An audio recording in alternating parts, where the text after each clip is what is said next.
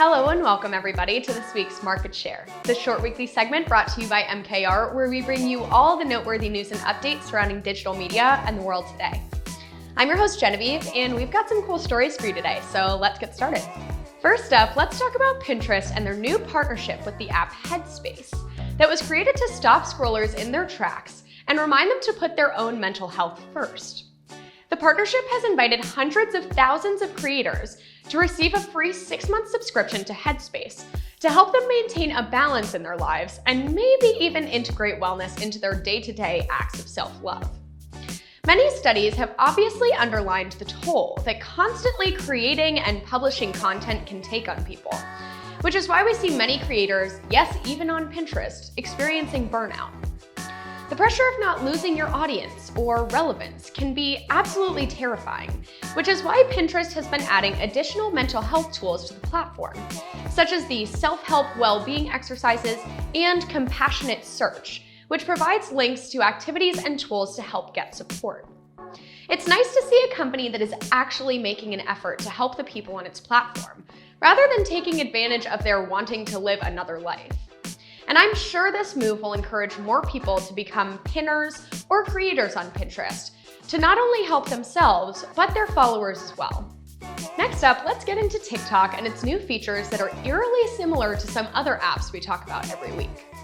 We've heard about Instagram going after just about every other social media app's features, but now TikTok is taking its turn. TikTok is working on a Be Real copycat feature that challenges users to post a 10-second video or a picture of themselves spontaneously each day, using both the front and back cameras. The message that prompts them to do this explains that it's time to now, which is not at all derivative of it's time to be real. But who am I to judge? Many marketers think that this effort is being used to see if the spontaneous photo feature can be a widespread trend, or whether it was only for a niche group. Many consumers are looking for a more candid form of social media, where they can share photos with their friends without feeling judged, or like it needs to be Insta or TikTok worthy. Not only are regular users utilizing Be Real for this purpose though, it has become a tactic for brands as well, who want to show behind the scenes action of how their company runs. Of course TikTok would want to get in on that action. This isn't the only feature they're looking to steal from another company though. As you may know, they have also started implementing the photo mode, which looks exactly like Instagram carousels. Doesn't feel very TikTok to me. Even though people aren't very likely to be posting photos on TikTok rather than Instagram, we feel like this is probably a clapback at Instagram for trying to steal all of TikTok's features. Well done, TikTok, well done. Third up, let's talk about YouTube's upcoming Data Stories Analytics element. The new Data Stories Analytics test can tell you more about your performance in a simple Stories-esque format and is accessible for some users via YouTube Studios. The report shows simplified overviews of key channel performance aspects such as audience, content, monetization, and education about YouTube. It can show you how many viewers are returning to your page, what videos made people return, and suggestions on how to keep them coming back. It can provide advice on your thumbnails or how to keep people engaged throughout a video. This feature could make it significantly easier for creators to understand how to grow their channel and following, but we'll have to continue to watch to see how it grows and works out for creators.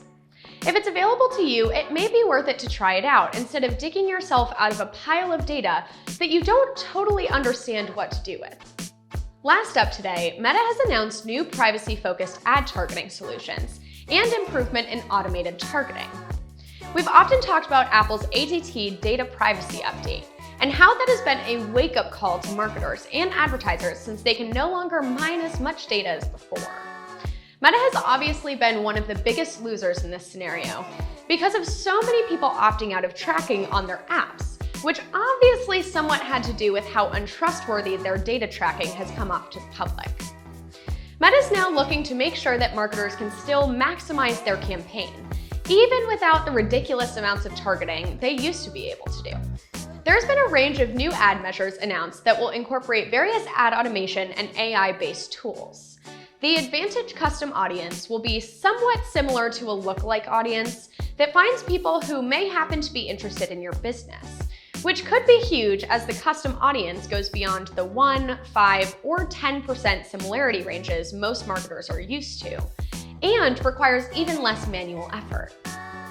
In addition to the custom audience feature, Meta has also been working on making click-to-messenger ads go to more of the right people. It's made improvements to its privacy solutions and has even tried to provide additional education to marketers on the potential of the metaverse as it becomes more and more real.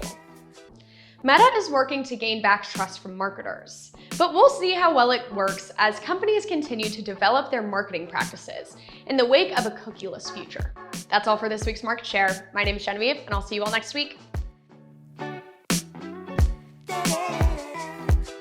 The partnership, even though people are quite yet. What videos made people return? And suggestions on no.